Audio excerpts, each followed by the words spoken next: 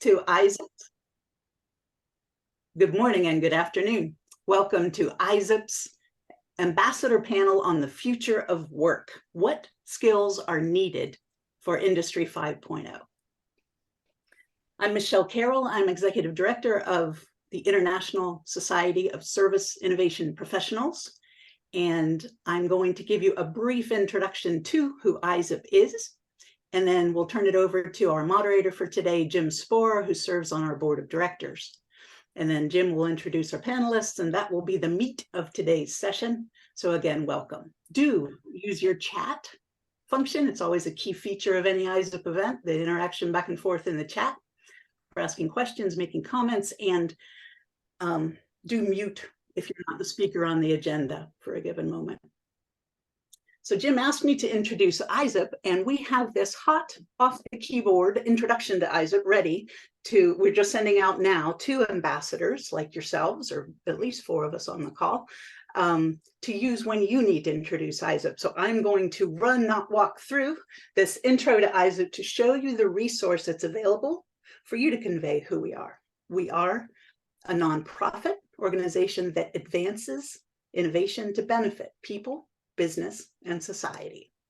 In the 11 years we've existed, we've grown to have more than 1,600 individual members and more than 600 companies and organizations, from startups to Fortune 50, involved with us in 42 different countries around the world. This is our board of directors and our executive leadership team, strategy council. On today's call, we actually, Jim Spohrer moderating serves on our board, as does Yassi Mogadam, who's a panelist today and was executive director for 10 years until last year. And Heather Yurko serves on our strategy council. Miguel, that you'll hear from, Miguel is one of our newest ambassadors appointed in 2023. So how do we advance innovation to benefit people, business, society? By regularly recognizing excellence in innovation, in service innovation, by hosting events such as this one to share ideas, by helping members publish, and by collaborating through our ambassador relationships out to other conferences and organizations, and through our academic industry collaborations. This is an example of these are the 2022 award winners of excellence in service innovation. Awards is the green, and events run the gamut from events like this one, where an ambassador, and we have 72 ambassadors currently, where an ambassador has a hot topic they want to explore, put it on the calendar. This was Cecilia Lee in this case that wanted to explore future of work, and gathered, put together a moderator, pulled in the speakers. Our weekly speaker series is a short, more of a 30-40 minute exploration by award winners or someone else in the ISSIP community that wants to explore a topic or share insights, to the more in-depth discovery summits, where over a couple hours you do a deep dive into a topic. This year's is in September on tech for good. The helping members publish, Jim Spohrer and Haluk Demirkian manage the partnership for ISSIP with Business Experts Press to help, at no cost to ISSIP members, help you research, write, and publish your own books. And there are 2 collections you can learn more about on the website. And as I said, we have 72 ambassadors. So the collaborations in all these organizations in place and developing are a big part of ISSIP operations. There are 2 ways to be involved, to engage in ISSIP. You can volunteer your time and talent. It is free to be a member through 2023, or become an institutional member as a company or organization. And if you're interested in that, here are the pricing tiers and the different membership benefits that accrue at each level. And I would be the one to talk to. So that's a little introduction to ISSIP. And with that, let me turn it back over to Jim. Hey, thank you, Michelle. And thank you, Cecilia Lee, who couldn't join us today, but she's the ISSIP ambassador who suggested that and invited me to be the moderator of this panel. So it's my pleasure today to introduce uh, an ambassador that I've known since the very beginning, Yassi Moghadam. She is a panelist, and she's also the executive director of UC Santa Cruz Silicon Valley's HCI Human Computer Interaction Master's Program. Yassi is a board member, an ambassador, and was the founding executive director of ISSIP. So thank you, Yassi, for being a panelist. Mikel Serracanta Dominic is a relatively new ambassador who was announced this year. And actually, this is, I think, maybe the first meeting that I've had with you, Mikel. And thank you so much for joining. And you do make, you help make ISSIP one of these global organizations, because I believe you're based in Spain and head of this amazing, you're on the board of the directors of this amazing global supply chain organization. Helping organizations to recruit supply chain talent. Heather Yurko isn't able to join us, but we have a couple slides and a recording for her. Heather was also a past president of ISSIP and is on our strategy council. So if you can go to the next slide, Michelle. So as we sent out the ISSIP invitation for this, several people asked me about the origins of Industry 5.0, and I was really pleased when Michael Rada, who actually coined the term Industry 5.0 in 2015, sent me an email and sent me all kinds of information about the 6 R's needed to build a wasteless world for all. So that was exciting when Michael reached out, and I had a little reference there for people who are interested in Industry 5.0 and skills. There's quite a bit of literature that's starting to build up. I would say, and this article brings this out, after the pandemic, things really started booming in terms of discussions. And if you could go to the next slide, Michelle. So I want to jump right in and have each of the panelists introduce themselves a little bit more, but I also do want to put in one plug before I turn it over to Yassi first and then Mikel, and then I'll say a few words from Heather's previous recording. ISSIP does have a September 27th meeting on Tech for Good. And if you haven't registered for it, please register for it, because when you register for ISSIP events, we will send you the recording and the slides after the event, even if you cannot join in person. So that's a really nice benefit of making sure that you go out to Eventbrite and register for these ISSIP events. And I think we're going to, you know, when I started studying about Industry 5.0, and I'm certainly a novice at it. I've heard a lot about Industry 4.0, but Industry 5.0 was relatively new to me. And I found out about it because David Ng, who's an ISSIP ambassador, and on this call, actually, based in Toronto, Canada, had asked me to write a chapter for a book that he was putting together with some Europeans and actually global people, I think Asia. And I started researching Industry 5.0 and found out that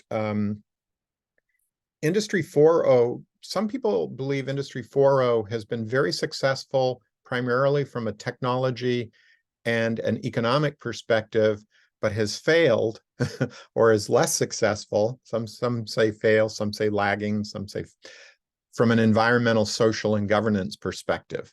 And so I think this Tech for Good Discovery Summit that ISSIP is going to have will be able to build on some of the things that we learn, because all of us are lifelong learners in ISSIP, learning together in this ISSIP Ambassador panel discussion today. So with that introduction to our panelists and where we plan to go, over to you, Yassi. Oh, and you're on mute, Yassi. You have to unmute. Thank you. Thanks so much, Jim, for the introduction, and hello, everyone, and thanks for being here. I'm Yassi Moghadam. Jim introduced me. I'm not going to spend a lot of time on this slide since you know, Jim did a good job of introducing me. So in the interest of time, I'll go to the next slide, please. So what I'm going to share with you today is the results of a research on skills for the future, an industry perspective on skill requirements for the future. It's a research that we did in 2 phases, and actually when I was when I was the executive director of ISSIP, and the research ran in 2 phases and over about 4 years. The focus of research originally was not Industry 5.0, and it never was Industry 5.0. So I'll go through the research and then I'll do my reflection on Industry 5.0. Basically, this was an NSF-funded research that asked, how can we close the gap between undergraduate education and employment in the US? It was very US-centric. And so we went to more than 75 industry leaders, mostly ISSIP members, and then did a survey, did a couple of workshops, and then came back with our results. And we came up with a framework for skills that consisted of not only skills, but or even more importantly, consisted of a foundation of mindsets and also diversity, making sure that all of the conversation of skills and mindset and next generation jobs, we need to make sure that everyone in the society is included. And of course, in the mindset, you all know what growth mindset is, and service and systems and design thinking really came out loud and clear. And probabilistic thinking was more about being data-driven, the scientific method, and basically doing inquiries in those veins. One thing that we identified at that time, we said, specialized skills are rapidly changing, but foundational skills are more stable. And so we separated work practice skills to soft skills. Work practice skills being things like project management, being methodologies for human-centered design, methodologies for service innovation and service science, and then soft skills being really not only limited to work, but across work and life. And this research ended sort of when COVID hit. And so there was no conversation about COVID, but when COVID hit, we had to kind of stop our research, because basically people that we were interviewing, they were saying, we don't know. We don't know what skills we need at this time because things were dire. So we went back and said, next slide, please. That we wanted to know what's the impact of, how industry needs for skills have changed in the aftermath of COVID-19. And we proposed a new framework, building on the previous one. So everything that was needed before stayed the same. And keep in mind, everything that's in red is in the aftermath of COVID-19. The red bold is a result of COVID-19. The other red are not necessarily a result of COVID-19. Extended reality all of a sudden really took off because everything went online, and it was important that we have high quality experiences in interacting with each other. Skills for remote work, really the need for that increased. And the consensus was that a hybrid distributed workforce is here to stay, and there are many skills for that to be really integrated into those places and creating a feeling of belonging and inclusion. And still in this framework, mindset was stayed the same as very foundational. But so this was the results of our research. So what I did, I went back to this and said, okay, at that point, we didn't really ask the question, what are the skills needed for Industry 5.0? I think the need for Industry 5.0 emerged or really turbocharged, like many other things, as we saw how the vulnerabilities of our service systems, the lack of resilience, and the way the whole world responded to it. And so when I look at this and I say, could you please move to the next slide, please? So I say, which of these skills are really crucial for Industry 5.0? And I think definitely architecting for human to machine collaboration is important, along with policy innovations. Because we know that robots are going to take a good portion of the jobs, right? And while those are going to bring lots of innovation and are going to solve a lot of our serious problems, we need to address that portion of it. And I think Industry 5.0 really addresses that, as does service science. So I see a lot of synergies between service science and Industry 5.0. And I really think in the mindset part, it is really important that we have the mindset of service thinking and systems thinking and design thinking, and then build skills that are at the service of those mindsets, because that's what's going to require for us to really build societies, build service systems that are socially, environmentally just, and we have the policies, policy innovations to make that happen. You know, I don't think it's going to require a lot of stakeholders. I think Industry 1.0 to 4.0 have really, in a lot of ways, served humanity, but in a lot of ways also, they didn't design the system.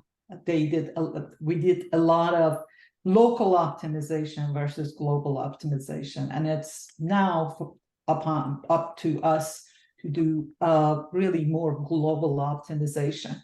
So, you know, in my view, I think we're going to need skills in more social sciences and really asking those important questions that then we can use our technologies, our AI, our data to solve those problems. And it's interesting that the conversation on this wasn't about Industry 5.0, but you see things that were identified as really skills that are needed. So sustainability analysis, again, teaming with others across boundaries and including robots, and learning how to learn, and also leadership.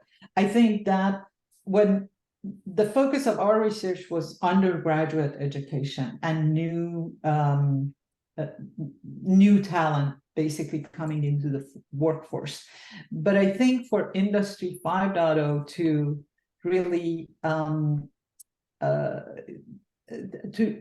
for that vision to materialize, we need a lot of reskilling and mindset change at the leaderships, more senior level leadership, not only in our companies and businesses, but also with our policymakers. And so with that, I want to say one other thing, and then I'll at the end we can discuss it. So I understand the term Industry 5.0, but I much prefer the term Society 5.0 that Japanese started using, which is the same concept. But being a design thinker and the importance of language, I think Society 5.0 is more human-centric. Industry 5.0 is more product-centric. I see Michael Rada shaking his head. I'd love to have a conversation afterwards. Okay, thank you so much. Great. We'll move to Mikkel next, but the questions are piling up, and I'm sure after that last comment about Society 5.0, we'll get some comments from Michael in the chat as well. So thank you, Yassi. Mikkel, over to you. Perfect. Thank you, Yassi, for this great initial speech. So, okay, my name is Mikkel. I'm based in Barcelona, Spain. So I've been in the industry, in the supply chain and operations industry for 30 years. I'm not an engineer, by the way. I studied business administration. And most recently, I studied for being a coach, which is something that we all need to, let's say, for making things happening in companies. We are trusting not only technologies, but also humans. And it's very important that we communicate between us in a proper way. So I have my own company. I started working as an executive for a multinational several years ago, but 14 years ago, I decided to create my own company. My company is called Solutions Decisions. What we do is consulting in supply chain, but most recently, we do headhunting and recruiting for our customers, majority of them in Europe, looking for talent for the supply chain positions they have, all not only executive level, but also managerial and also entry levels. In terms of CSCMP, the Council of Supply Chain Management Professionals, it's the association non-profit that I'm representing today here. It was founded 60 years ago. It's for members and for non-members based on academics and professionals. And what we do is connect, educate, and develop from the students, people in the early ages of their careers in supply chain and logistics to senior fellows that have several years like myself. We have like 10,000 global members, many of them in the US, obviously, both individuals and corporations. And what we do is we do research, educations, events, digital face-to-face, and also promote networking amongst our members. It's a pretty interesting organization because in the last 12 years I've been a member. I really have the advantage of meeting several very interesting professionals and academics that have served me, and I have served them also, learning from each other and understanding what's going on in the world.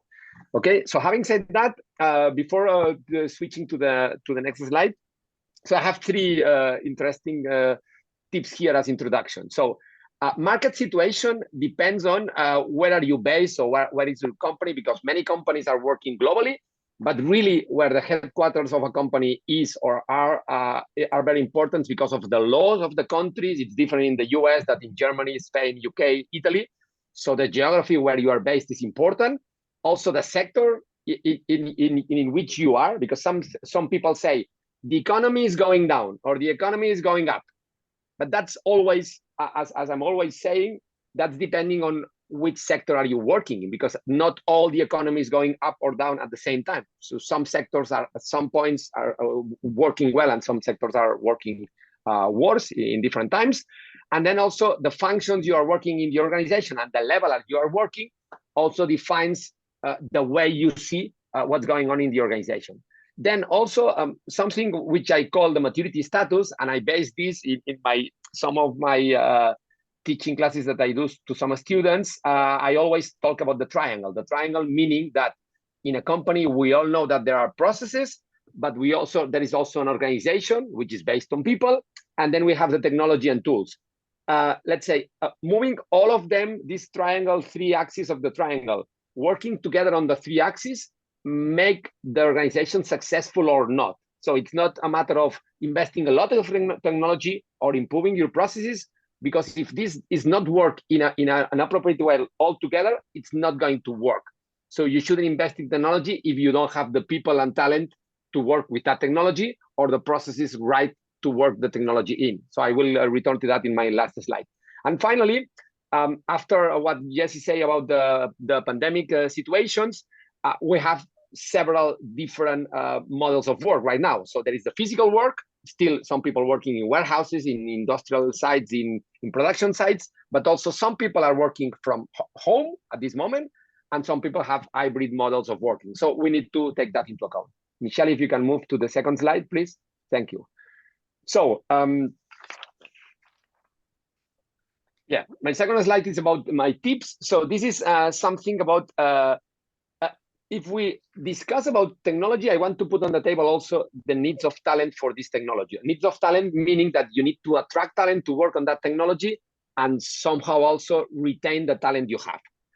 What I say here is that the market power has shifted, because at this moment, and I don't exactly know the US, but I know that the markets are really similar at this moment. Many countries in Europe and maybe also the US, we have very difficult situation of attracting people to the businesses we have, and there is a shrinkless of candidates that you may not have to fill the roles you are looking for.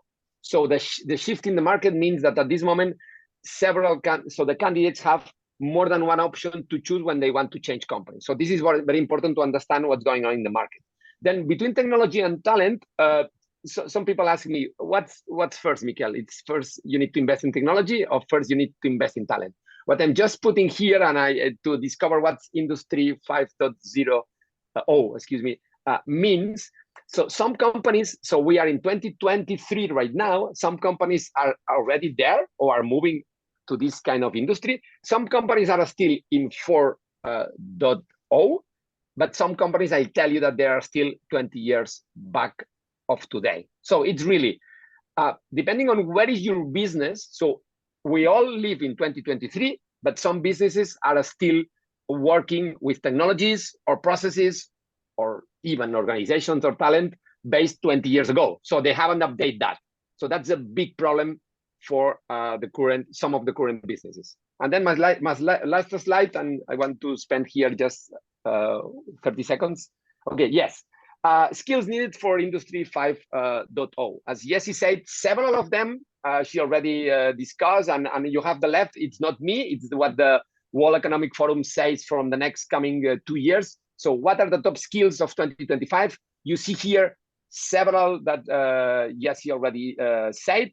For me, the top, on this slide, the top ones are resiliency, obviously, then communication skills, which are the soft skills that are super important, communication. So I'm working as a headhunter, and I tell you that many of my candidates that are failing the last interviews with companies are candidates that maybe they have the hard skills, but in communication, the skills are not able to let's say, to properly handle several communication situations with in the company. So that's something that we need to explore and discuss, because that's what they call really today, instead of being called soft skills, they call power or real skills, because they are very important to hire the right candidates. And then last but not least, what I want to say, it's very important that to have a good priority focus on the skills that we need for this coming Industry 5.0. We need to have an accurate analysis of what is our business. So we need to understand where we are and what's needed for our business. Don't simply make a copy paste of what's going on in the market. Then I do this because in the market, what's the new trend and what's going on? The fashion today is that, so then I'm copy paste. Something that you copy paste, it's not going to work in all the companies. So you need to understand which is the current as-is situation in your business. That's it, Jim, from my side. Thank you. Fantastic, Mikel. I'm putting my question for you in the chat and encourage others to do so as well. And Heather wasn't able to join us today, but I do value her perspective tremendously. As I mentioned, Heather was a president of ISSIP in the past as an ISSIP ambassador, and she spoke about a year ago, a little over a year ago, at our ISSIP Discovery Summit on the future of expertise. And if you can go to the next slide, Michelle. At that time, she spoke about a methodology, an approach to looking into the future that involved thinking about a lot of the issues that I think Yassi and Mikkel have just highlighted when he, especially in that last couple slides, Mikkel, on the talent issue. Heather talked about a workforce, a workplace, and work. Work is the stuff you got to get done. The workplace, I think both Yassi and Mikkel touched on this. Are you like in a factory, or you are at home, or where are you? So there's these places we get together to do the work, and then the workforce, of course, is this very, very dynamic population. And Heather talked about this in terms of, if you go to the next slide, Michelle, these 9 tensions. And I'm not going to try to go into this in great depth. I'll just, again, point you to this ISSIP previously recorded Discovery Summit on Expertise, where Heather went into detail on some of these tensions that drive strategy. And so now, if you go to the next slide, Michelle, we're in the QA portion. And we've got plenty of time. We've got about 28 minutes left. And the way we do this after the panelists, and again, I want to stress we're all lifelong learners here. So we get together to learn from each other. That's part of the ISSIP way. We share our points of view, and then we ask our questions, and I, as moderator, get to ask the first questions, the first round of questions, and then the panelists get to ask each other questions, and then we open it up to the questions that are in the chat.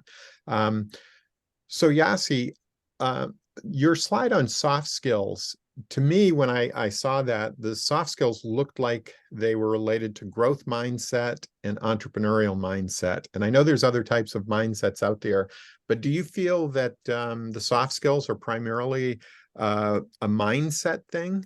And then I have a follow-up question. No, I think soft skills actually require learning. Okay. But having growth mindset really sets you up. You're curious and know that you're not born with these skills. If you're interested in solving a certain problem, this is the skills that's going to be needed. And if you're committed to that, you go learn those skills. That's the way I think about it. Got it. So mindset prepares you for the learning, but there's a lot of work and practice to get those soft skills as well. My next question for you, Yassi, is you talked about robots replacing people on the job, but also solving problems and creating new jobs. How do you see the human potential there? Is that wasted human potential when a robot comes along and takes someone's job, or how do you see it? I'm just curious how you think about this issue of waste when it applies to, people losing their jobs, which happens a lot in society. Yeah. So I think it's an and conversation. Okay. So I think there's going to be lots of jobs that in collaboration with robots will be created, at least for the foreseeable future. But I do think also, but that requires a growth mindset. Mm-hmm. And you can't expect everyone to have that growth mindset, right? Mm-hmm. So that's where really societal innovation comes in, that, we as a society, in case someone is not either capable or doesn't want to, for many reasons, like family obligations, whatnot, upskill, right? Then what are we going to do with that? Very good. Yeah. Very good. Maybe one last question for you, Yassi, then I'll move on to Mikkel. Just occurred to me, I grew up on a farm in Maine where there was no end of work. And I remember the old farmers in Maine would always say, Jimmy, I'm only farming half as good as I know how right now, because there's all these new skills, there's all this work to do. And, in some sense, I guess they had a growth mindset. They were thinking about all the things they'd like to do, their dreams, their ambitions on the farm, fix up to 40 and that sort of thing. But still, I think this point about mindsets, and maybe transitioning a little bit to Mikkel, he talked about resilience as like the biggest skill, I think, in that list of skills. But can you say just a little bit more about your view on the mindsets and resilience? And do you have anything you can share with us to think about, because changing skills and changing identity can be really hard for people. How do you think we should approach this? Is that for me or Miguel? No, for you, Yassi. Oh,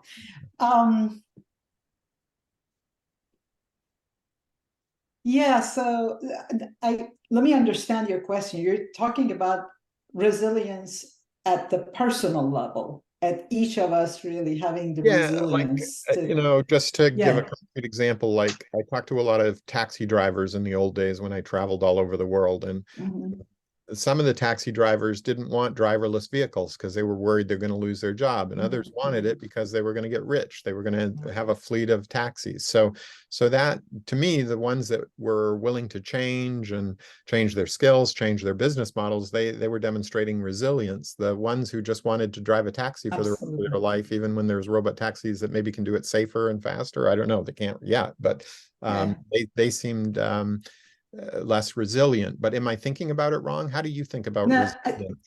That's an excellent question. So the way I think about resilience, like how as an individual, I build resilience in managing how I can contribute to the world, right? It's called, career sometimes, right?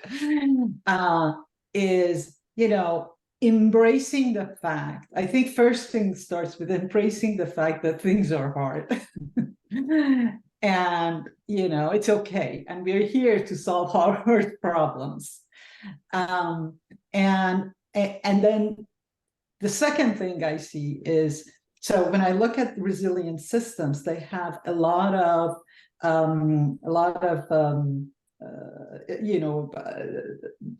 mitigations for single point of failures, and so how do I do that at an individual level? Is by learning how to learn, being a lifelong learner, being interested in what's changing, right, and preparing myself for that change. So that you can get very irrelevant very quickly in this world. Thank you, Yassi. I'll just end by plugging your book about T-shaped adaptive innovators. So if people want to know more about resilience, go out and get Yassi's book that's in the ISSIP Business Expert Press series called T-shaped adaptive innovators. And Mikkel, I've heard of that triangle many, many times, the triangle that's got the processes, the organization and people, and the tools and technology. But you said some things that I hadn't heard said before, as you described it. And it made me think about in terms of waste. Like, do you see, from your perspective, where do you see waste happening in the triangle?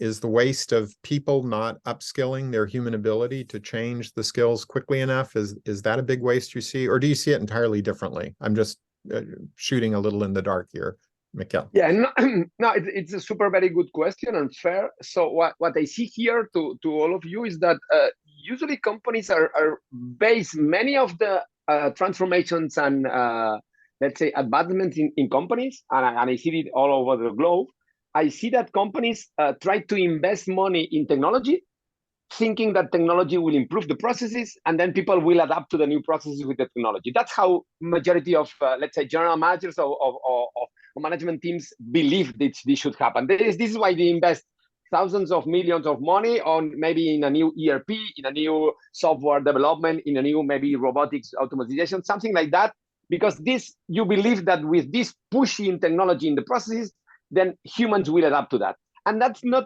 likely to happen, because what usually happens is that some humans adapt to that because they are, let's say, transforming on the side of being proactive, like the taxi driver you said, seeing the positive side of that. Some humans do that, but some humans reluctant to that change are really making the change not happening properly and making the change unsuccessful. And sometimes companies spend many money in technology, but not spend the money in training the employees, upskilling them to make the change happen. So what I put in the middle when I see the triangle is say, okay, let's make companies aware that when you implement new technology, you should always be able to understand which team do you have and how ready and prepared is your team. It's not only the technology, is my team ready for this Ferrari that I'm buying so I'm buying a new car, I'm buying a new Ferrari, but people are not able to drive at 300 miles per hour.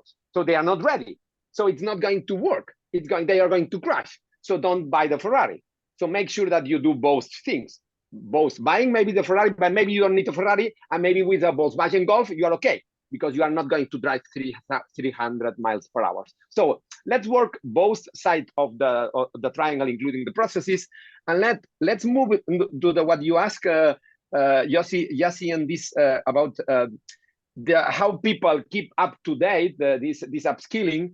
There is something, it's not only about resilience, about the changes, but about what's, let's say, a skill that we are usually looking in candidates, which is the ability to learn new skills. So they call learnability. So some humans are very aware of learning new skills, and some humans are not aware of learning new skills. So that's a big difference. So my recommendation here to companies will be, try to, let's say, train your team in something like the ability to learn new skills. That will be for the future. And then also in the self-development side, I will recommend all the professionals in the industry and all candidates to be aware that you shouldn't rely on the company you are working for. So the company shouldn't train you.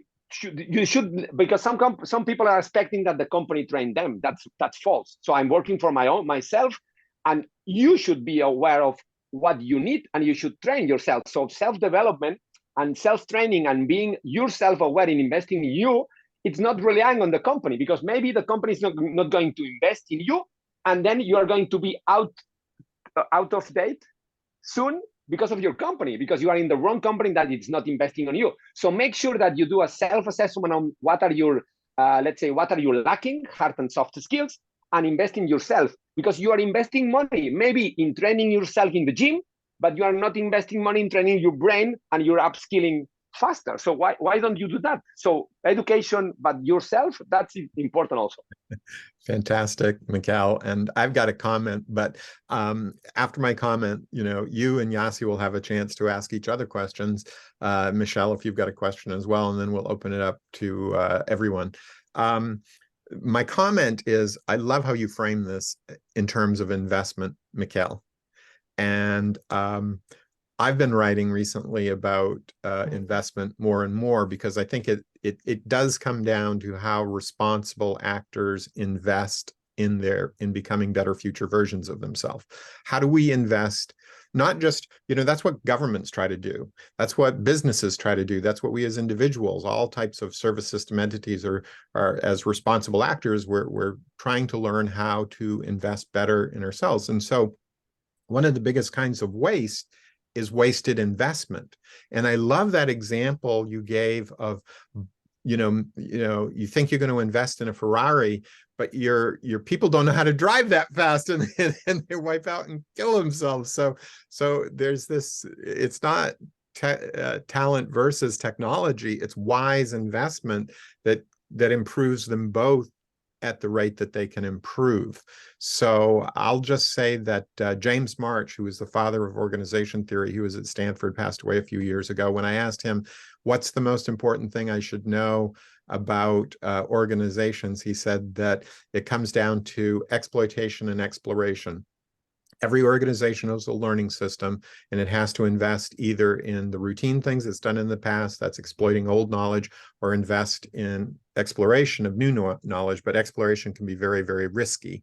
So thank you, Mikel. I really like your investment framing of this. And I think if we think about wasted investment, both talent and technology in that match, you've given us some really good insights for thinking about skills for Industry 5.0 and waste. So now let me open it up to Michelle and Yassi and Mikel. Any questions for each other before we go to the, I know Michael's got some burning questions there in the chat, which is great. Yeah, frankly, I want to lift up Michael's. So let's roll to those. Yassi, anything? I don't have a question, but I really like that last point that Miguel made on resilient. Yeah. Mikel, sorry. Yeah, sorry. No worries. We're learning. Yeah. Yeah, and resiliency. I really resonate with that. Right. For me, I don't have any questions. I prefer that the people speak and then they have the opportunity to talk to us. No problem, Jim. Go ahead. Yeah. Great. We've got 14 minutes left. And Michael, you've been most productive, I see, in generating questions. So over to you. Any questions? Thank you. Thank you very much. First of all, that you speak about my kid. You know, it's nice if you speak about someone's child. And let me ask you one of the questions. Do you know who is the role model of Industry 5.0? From the very beginning, there is only one. No, I watched the keynote. What or who it is? No, please. When I ask the students, they say usually Elon Musk or, I don't know, so the rich guys and Tesla and so. No, it's nature. Mm-hmm. And it is the only one. Because nature does not waste, nature does not have silos, nature does not have inefficiency. And what is interesting about nature does not plan. Or have you seen any apple tree to holding a business plan in the branch that tomorrow all the apples should grow? No, it's not there. And still it is here. So generally, Industry 5.0 is based on the principle of nature. This is why the waste prevention and systematic waste prevention, and this is why it's important to say that if I speak about waste or Industry 5.0, there are 5 types: physical, social, urban, process, and wasting of time. All of them can be prevented the same way. And this is very interesting, and this is why it's applicable everywhere. So, I would like to come back to Yassi generally, and you saw my movement of my head. I just explain why society is not the same like in Society 5.0 is not the same like Industry 5.0. First of all, it was introduced by Yoko Harayama 1 year after Industry 5.0, this 1 point. And the second, it was more the answer of Japanese to the Industry 4.0. You know, I worked for 5 years for a second largest Japanese corporation. So, why it's not the same? Because right now, Japan goes to Industry 5.0 because the Society 5.0 failed. Generally, in Society 5.0, they try to take the robots out of the factories and give it to the people, you know, to take care about the seniors and so on. I can send you the generally very great keynote speech of the mother of Society 5.0. It's really great. It's online. So this is why it's not there. And, you know, some people say that Industry 5.0 is the continuous of Industry 4.0. It's not true. In Industry 4.0, there are so many issues, especially the human issue, which generally we cannot build it on a very bad roots. It's not possible on the bad groundstone. And I have one more question to both of you. Do you know when and where the word robot was introduced? And you, Miguel, do you know when? No, and honestly, I haven't thought about that, Michael. You maybe will be surprised. It was 1921, And the author was in Czech Republic and sits 75 kilometers from a place where I am sitting at the moment. And you know, I will send you, if you, both of you, you have my invitation in your LinkedIn profile. So if you accept it, I can send you BBC, British BBC make great role play out of it. And what is interesting, the man who invented the term robot in 1921, he generally pointed out that if we will be addicted to technology and robots, there will be no humans anymore because they will be not needed. And this is a very important message. In Czech, we have one very interesting saying, and I think in Spain is the same. I'm not sure about the US. We say fire, it's a great servant, but a very bad master. And this is the moment which we are reaching at the moment. You know, we get addicted to technology. And that's a very, very risky situation. This is why Industry 5.0 go more to the roots. And both of you, you generally mentioned the people that they are, if they are the basic on the factories, that they are far from 5.0. The reality is very different. If you are at Industry 1.0 or 2.0 or 3.0, you are closer to 5 than if you are at 4.0. It's very interesting, but I do not want to take all the time for me. I just have these two questions for you because thank you for the course. It was very interesting, as I said.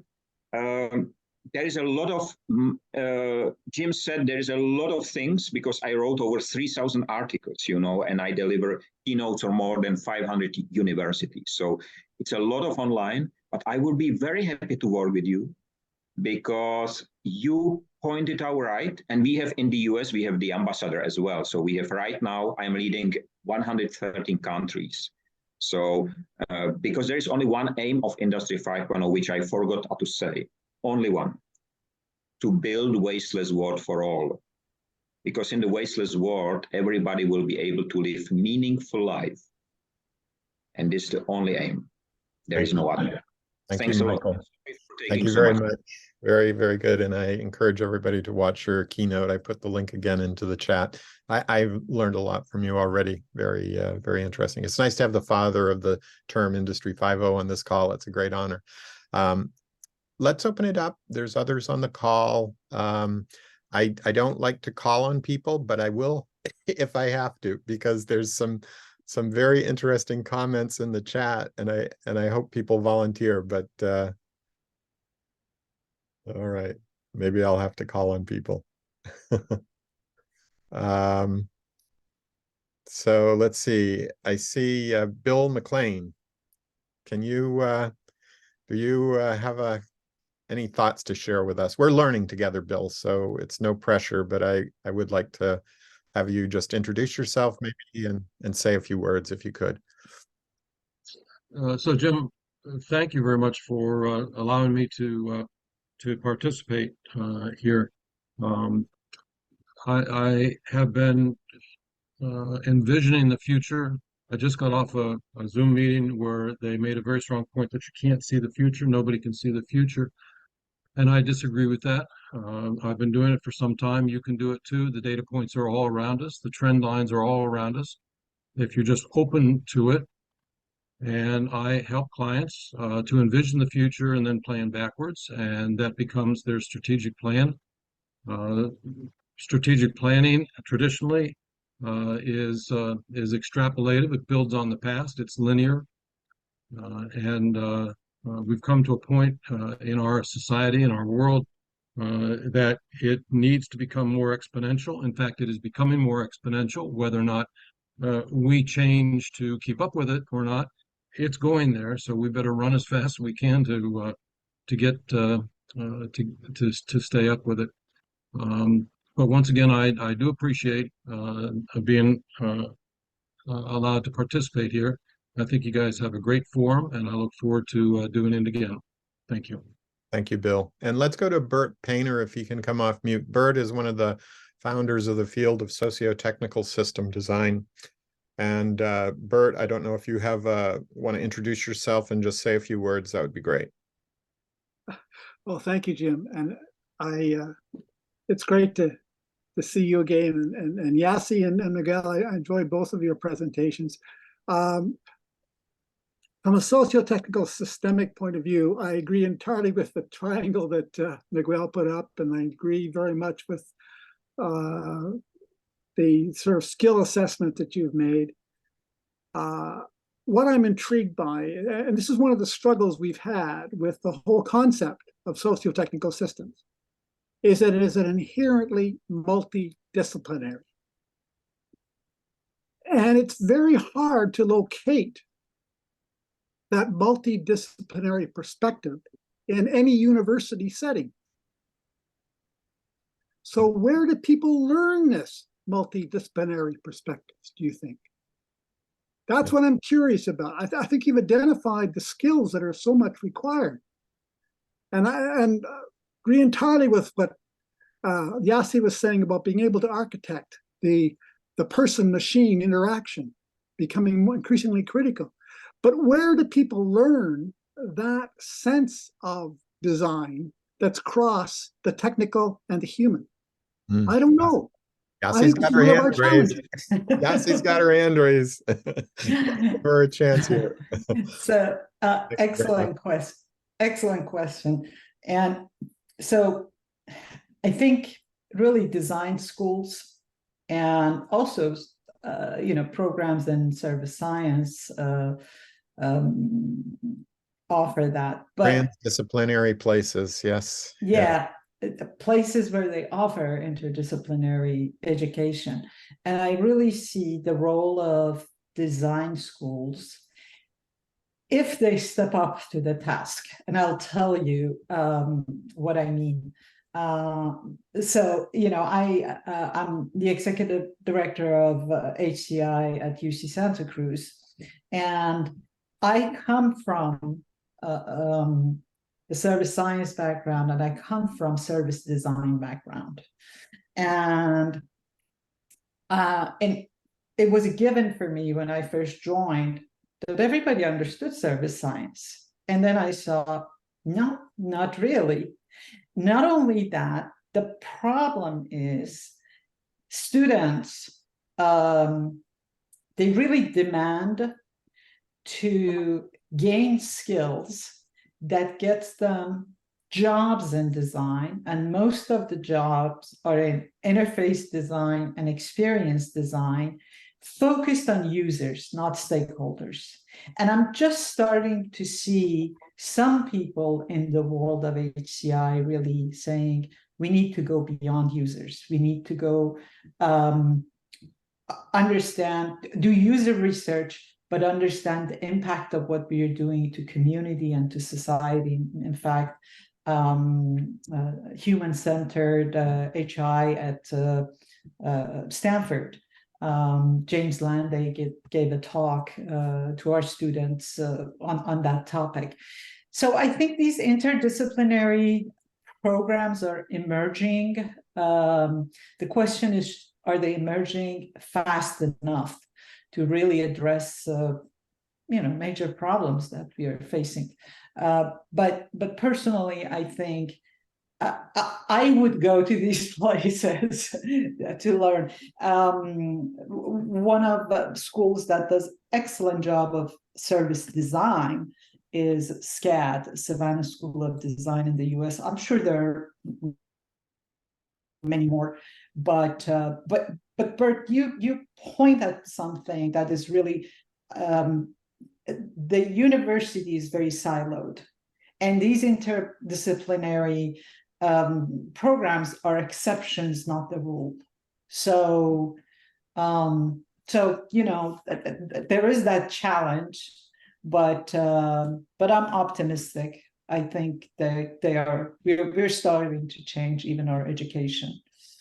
Yeah, thanks for that great question, Bert. Thanks, Yassi, for your answer. If you want to know more about design, maybe stepping up, Don Norman, who was my boss at Apple for years and a guru on design, has written a book called Design for a Better World, Humanity-Centered Design, not just human-centered design, where he argues design has to step up to this challenge as well. Thanks. We're down to the end here, and thanks everybody for staying to the end. We like to keep these things concise, so I'll go ahead and end it by just thanking you all. And I'll post the recordings. You'll get a copy of the recording. I'll post the slides. You'll get a copy of the slides. Please do connect with each other on LinkedIn and continue the discussion. Thanks, everyone. Thank you. Bye. Bye Thank now. you, Jim. Thanks, Yassi. Thanks, Miguel. Thanks. Bye-bye. Thank you Bye-bye. very much. Bye-bye.